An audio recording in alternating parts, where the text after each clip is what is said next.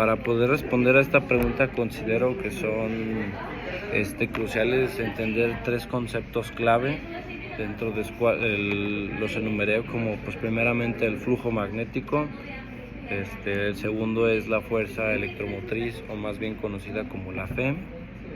mientras que la tercera es la corriente inducida, donde primeramente en el flujo magnético es una medida de la cantidad de campo magnético que se atraviesa en una superficie, en este caso como una bobina, donde si ven en esta parte en esta ecuación que hice aquí, pues se calcula donde B es el producto del campo magnético y A es el área perpendicular al campo, mientras que θ es el ángulo entre el campo magnético y la normal a la superficie, donde en segunda parte tenemos pues la fuerza electromotriz inducida, si no me equivoco se le conoce como la FEM, que es la fuerza que impulsa a los electrones a moverse creando una corriente eléctrica. Al menos según la ley de Faraday, esta FEM es inducida cuando hay un cambio en el flujo magnético a través de la bobina.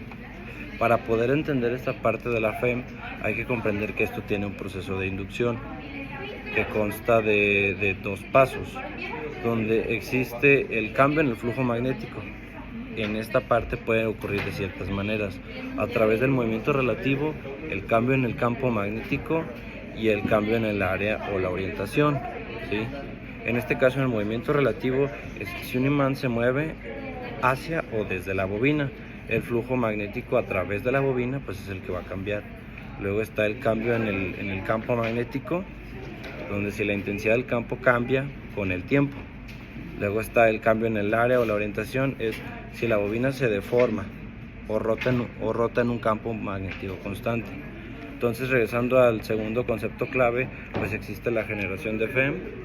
que es la ley de Faraday, que establece que la FEM inducida en una bobina pues